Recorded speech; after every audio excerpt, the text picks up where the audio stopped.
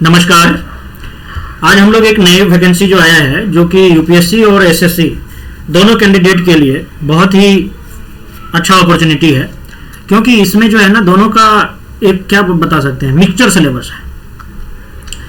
क्योंकि जीएस का पार्ट जो है वो यूपीएससी लेवल का रहता है और क्वांट और इंग्लिश भी जुड़ा रहता है जो कि एसएससी वालों के लिए प्लस पॉइंट हो जाता है। तो आइए समझते हैं। तो ये ईपीएफओ का जो है वैकेंसी है। ईपीएफओ का वैकेंसी इससे पहले 2020 में आया था, उनके बारे में भी हम लोग सारे चीज़ के देखेंगे। पहले इसके बारे में देखते हैं जो क्या क्या है इसमें जानने का। सबसे पहला बात तो ये देख लीजिए, जो ये जो वैकेंसी है ना, ये वैकेंसी 418 पद के लिए आया है। 418 वैकेंसी है, जिसमें for the post of enforcement officer, account officer in employ provident fund organisation, और कि ये जो है ministry of labour and employment के अंतर्गत आता है ये ईपीएफओ। इसमें जो है एससी के लिए 57 पोस्ट है, एसटी के लिए 28, ओबीसी के लिए 78, ईडब्ल्यूएस का 51 और यूआर यानी अनरिजर्व के लिए 204 है। और जिस पीडब्ल्यूबीडी का जो है ये 25 जो वैकेंसी है ये उसी में से है, 418 में से है। आगे जो बात करते हैं हम लोग वो देखते हैं।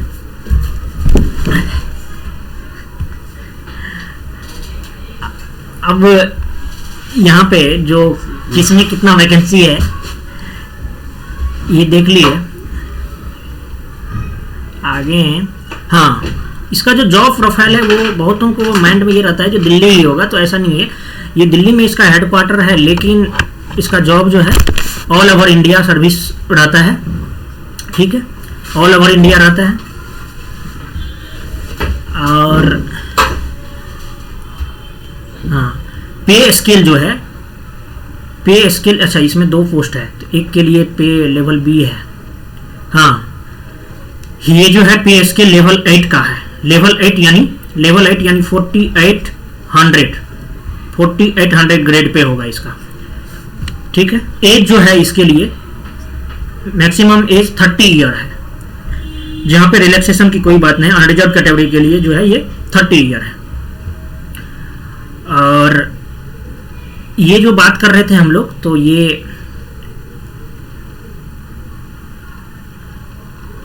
था आपका पोस्ट है इन्फोर्समेंट ऑफिसर का। इन्फोर्समेंट ऑफिसर जो है लेवल 8 का पोस्ट है और इसका मैक्सिमम एज 30 ईयर है।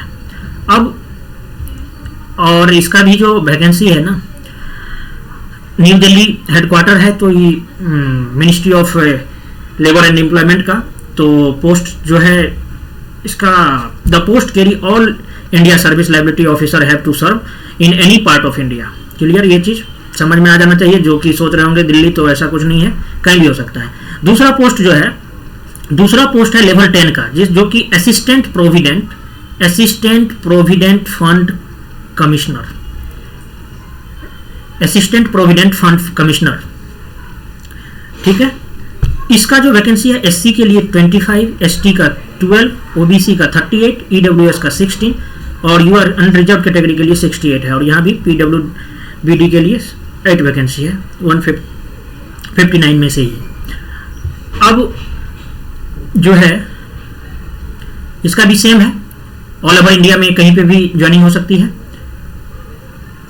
हाँ, अच्छा ये जो है ना, ये फॉर्म अप्लाई हो रहा है और लास्ट डेट जो है 17 मार्च है। 17 मार्च तक लास्ट डेट है। सब अपना फिलअप कर दीजिए, क्योंकि इसके बारे में ये चीज़ जिक्र कर दिया है। ये जो जैसा आप जो है फॉर्म भरेंगे उसके अकॉर्डिंग आपको सीट अलॉट किया जाएगा, मतलब सेंटर, उसी के बेस पे। हाँ, अब जो है रिलैक्सेशन की बात है, तो अब जिस सारे सेंट्रल गवर्नमेंट में इसी टाइप से रहता है, जो 5 ईयर का रिलैक्सेशन SC ST वालों के लिए मिलता है और 3 ईयर का ओबीसी वालों के लिए मिलता है। और उसके लिए कास्ट सर्टिफिकेट देना जरूरी है। ठीक है, प्रोबेशन पीरियड जो रहेगा, हेडक्वार्टर तो न्यू दिल्ली है, प्रोबेशन पीरियड जो है 2 इयर्स का रहेगा। और एग्जाम जो होगा वो ऑफलाइन होगा क्योंकि यूपीएससी का अधिकतर क्या सभी एग्जाम ऑफलाइन ही हो रहा है अधिकतर। तो इसमें भी पेन पेपर बेस्ड होगा। पेन पेपर बेस्ड इसको बोलते हैं रिक्रूटमेंट टेस्ट। ठीक है, रिक्रूटमेंट टेस्ट है जो कि आइटम नंबर ए भी जो हम लोग पढ़े हैं वो 1 में और 2 में उन्हीं के बारे में। और हाँ, एग्जाम डेट जो है, एग्जामिनेशन डेट का इंटीमेट कर दिया जाएगा यूपीएससी की वेबसाइट पे बाद में। ठीक है, अब यहाँ एग्जाम जो लिया जाएगा उसका स्कीम क्या रहेगा। रिक्रूटमेंट टेस्ट की बात है तो इसमें जो है द टेस्ट विल बी 2 घंटे का होगा। सारे क्वेश्चन जो है इक्वल मार्क का होगा।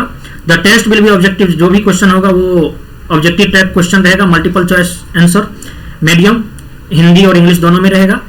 और जैसे कि अदर यूपीएससी वाले एग्जाम में रहता है एनडीए, सीडीएस, सिविल सर्विसेज का, उसमें 1/3 का जो है नेगेटिव मार्किंग डिडक्शन 1/3 रहेगा। ये आप लोग को पता ही है। चलिए सिलेबस का इसका बात करेंगे। सिलेबस को जिक्र कर दिया है, बहुत संक्षेप में बता दिया है, लेकिन पढ़ना तो बहुत है। तो सिलेबस में जो है syllabus broadly compresses the following topic. और कौन कौन टॉपिक? जनरल इंग्लिश है।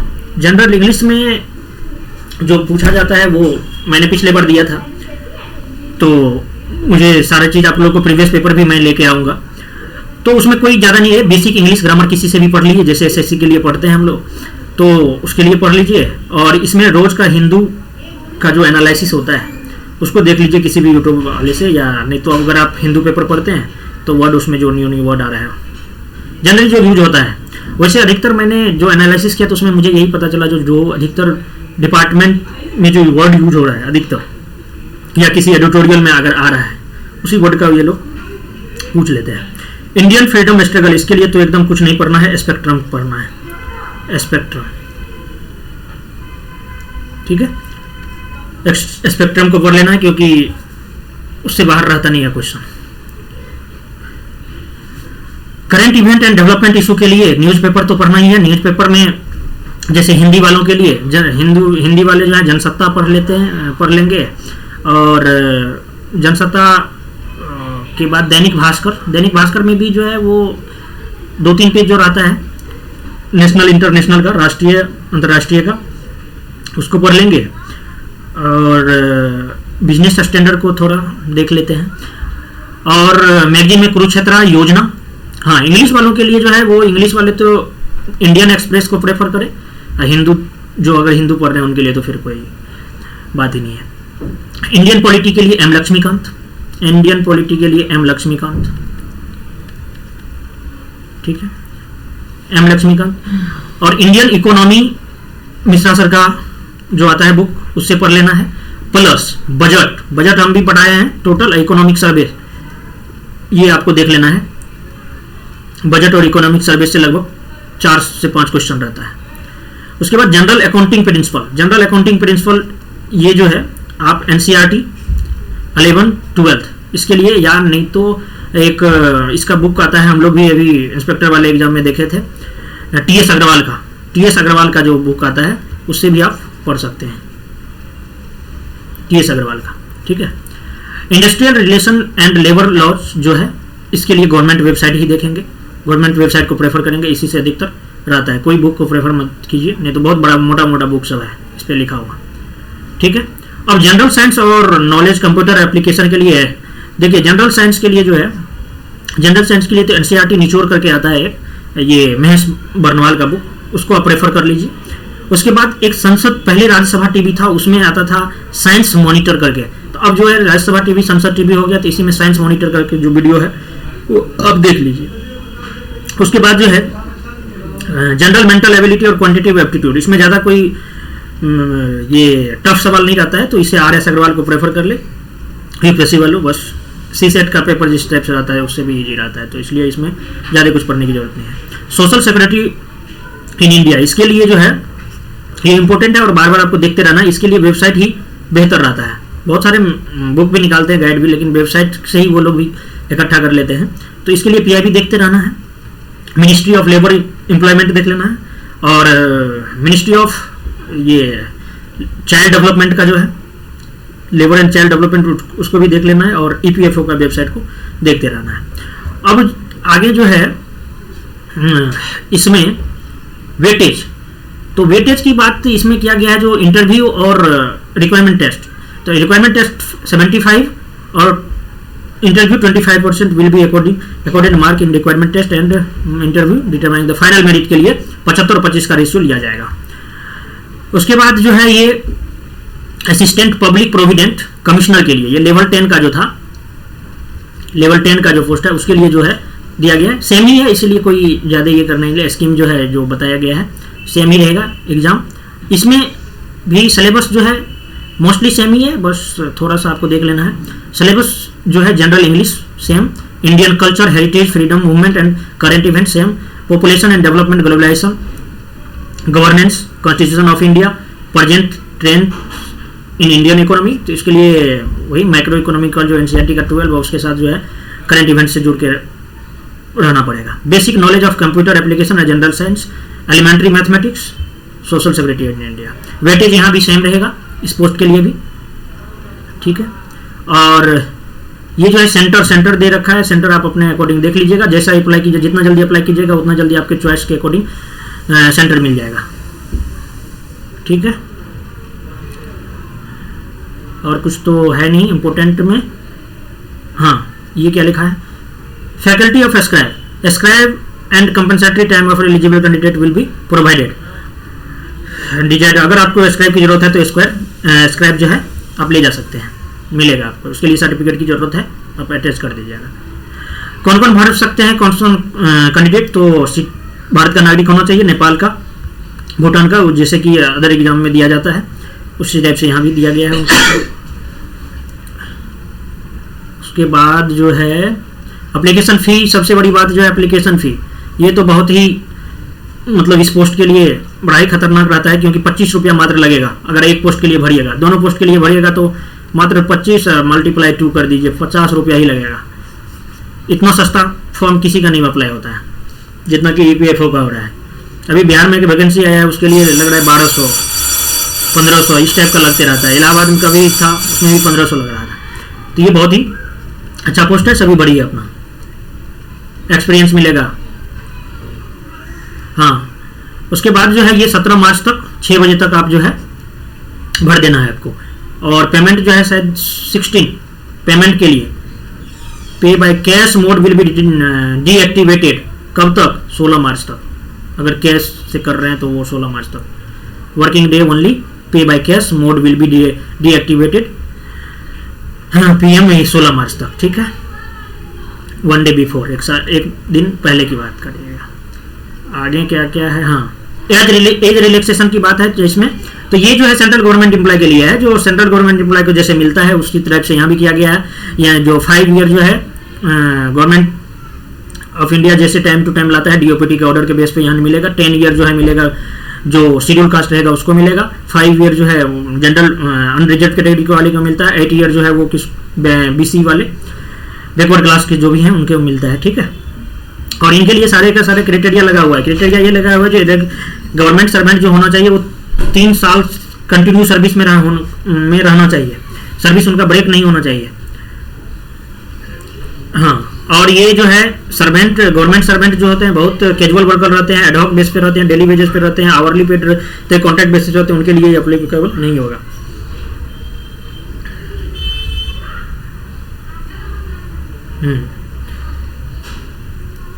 Candidates are not required to submit the commission of the print out of the year. तो जो भी आप फॉर्म अप्लाई करेंगे तो उसको एक संभाल के रख लीजिएगा अपना प्रिंट कॉपी एप्लीकेशन फॉर्म का, काम आएगा आगे।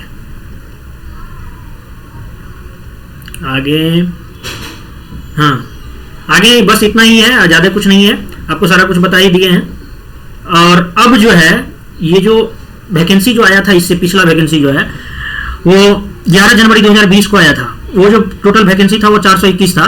तो उसका जो ऑफिशियल कट ऑफ जो जारी किया गया वो अभी ही नवंबर में किया गया है, नवंबर 2022 में। तो उसी के बेस पे हम आपको बता रहे हैं जो category unreserved OBC EWS SC ST का कितना कितना कटा गया है। तो आपको ये पता ही है जो 120 नंबर और मार्क 300 का रिक्रूटमेंट टेस्ट होता है जिसमें से 188 गया था अनरिजर्व्ड का 188 गया था, OBC का 174 गया था, EWS का 172, SC का 161, ST का 156, PH का पीएच में एचआई का 101, पीएच में ओएच का 154। वही इंटरव्यू के लिए जो इंटरव्यू 100 नंबर का होता है, इंटरव्यू के लिए सेक्शनल कट ऑफ पहले आपको पास करना पड़ेगा। तो सेक्शनल कट ऑफ में इंटरव्यू के लिए 50 नंबर गया था अनरिजर्व का, ओबीसी के लिए 45 नंबर, ईडब्ल्यूएस का 50 नंबर, एससी का 40 नंबर, एसटी का भी 40, पीएच, आईएच और ओएच दोनों के लिए 40-40 नंबर गया है।